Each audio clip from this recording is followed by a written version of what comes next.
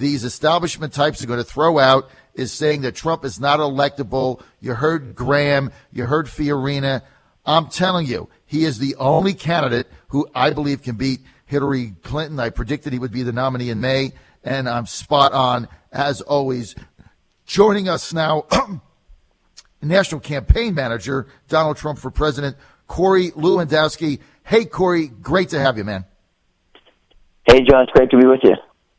Okay, we're live here at the 2015 Republican Party of Virginia in Hot Springs. Corey, I'm just going to get right to it. Let's cut to the chase. A week ago, Mr. Trump calling for a moratorium on Muslims coming into the United States until what he said is our elected officials can figure out what the heck is going on. That came under withering criticism from everybody except the American people. What's up? Well, it's very simple. We have a problem in our country, and everyone knows it. And the problem right now is that our government does not know who's coming into the country, even though this terrorist came through a K-1 visa, which is commonly referred to as, a fiancé visa. She passed 2 background checks from State Department employees and decided to, go and kill more people on our soil, the greatest terrorist attack since 9/11. Our system is broken, and until we can do something, our homeland isn't safe and it's not secure. And that is the primary mission of any candidate running for president, and ultimately the President of the United States, is to make sure the homeland is secure. So that's the reason for the ban, temporarily.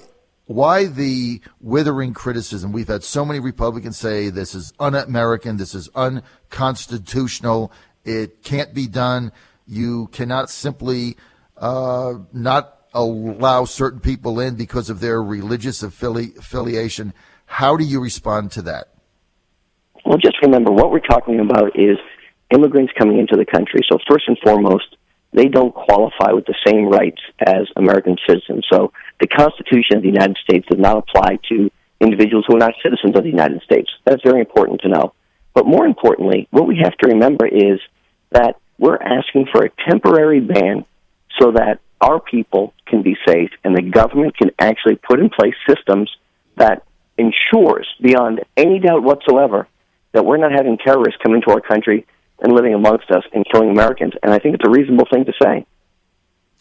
Why not just target geographical areas? I think Senator Rand Paul from Kentucky, another presidential candidate, said that he would put a ban on 33 individual countries. Why not do that rather than say Muslims? Well, John, here's what we've seen. We've seen people with fake Greek passports being, apprehended on the southern border, coming through Mexico. These people are trying to kill American citizens is what they want to do. And in order to do that, they don't follow the rules. They don't follow the laws. They're willing to do anything. They're willing to die for their cause. They're willing to kill Americans who are innocent. And the problem with that is you put rules in place and you say, hey, here are 30 countries you can't come in from. Well, what happens when they go from one country to another, have a fake passport, and come in that way? How do we stop that? The bottom line is we're putting a temporary ban in place. That's what the proposal is for, so that we can ensure the American people are safe. All right. Now, you've also gotten criticism from international figures, including Israel, the United Kingdom. Mr. Trump yesterday saying that some in the United Kingdom were not being honest about the problem they have with Muslims there. Can you elaborate on that, Corey? Well, so there was a story that was published this week. There were 5 police officers from Paris, just as an example, who came out in London, who came out and basically said, you know what, the city is so unsafe in some places, we're fearful to go there. Terrorism is very, very real, is the bottom line. And political correctness, there's no time for that anymore. It's time to go. And look, while I appreciate what those other foreign dignitaries say, the most important thing for us is to make sure that we are safe and we are secure. And if the only way to do that is to prevent people from coming into the country for a short period of time, let's just remember, John, this isn't something that hasn't been done in the past. We know that during the Carter administration, he banned all Iranians from coming into the country. So right. There is some precedent for stopping certain entities, certain groups of people from coming into the country because it is for the best of our country. Let's get to Israel. Mr. Trump delaying his trip there. Why? Well, so what he said was, look, he looks forward to going to Israel when he's the president of the United States. But right now, obviously, his primary focus is running in the presidency of the United States here, and so the trip overseas was postponed just so he can spend more time and dedicate more time to this campaign.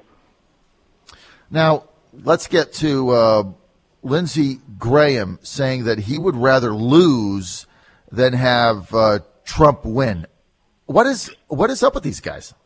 Well, the good news is Lindsey Graham is going to lose, and so it's easy to say that when you're at 1% in the polls, or I think actually in the last CBS poll he was at 0%. So the likelihood of him actually winning is so slim that I think you have a better chance of being elected president, and I don't think either one of us are actually running. And so, here's what it is. The establishment is so afraid of having a candidate that is not bought and paid for by the Washington special interests, that is not bought and paid for by the Beltway lobbyists, that they will do and say anything to stop Mr. Trump, because Mr. Trump is self-financing his campaign. He doesn't want anybody's money. He's not beholden to anybody but the American people to do what is right for them and nobody else. And that is what kills the establishment. Guys like Lindsey Graham have made a career in government service by sucking up to lobbyists and taking their money and playing the Washington special interest game, and candidly, it has gotten us nowhere. The popularity of Congress, as you know, John, is in the low single digits. It's unbelievable when you look at these numbers, how poorly the American people think this Congress is working. It's time for a change, and it has to be a fundamental change. It just can't be, another Beltway person who's going to go and do the same exact things. It's time for a fundamental change, and that's what we see with Mr. Trump. That's why his message resonates across the board with everybody.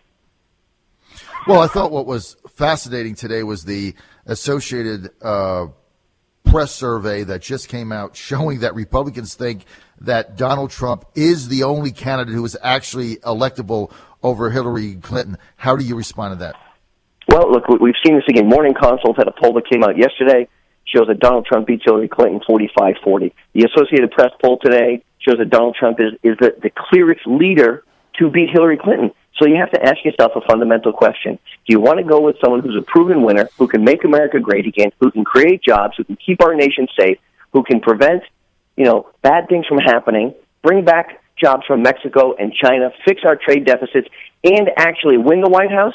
Or do those people who are so tied up in the Beltway mentality, the GOP establishment mentality, say, you know what, we're willing to coalesce around a weaker candidate who is bought and paid for by the special interests, who doesn't articulate their positions clearly because they have to check with their pollsters, and then ultimately is going to lose the election? I think the American people are very clear on this. 45% of the people are supporting Trump in the last poll that came out, and this is in a 15-person race.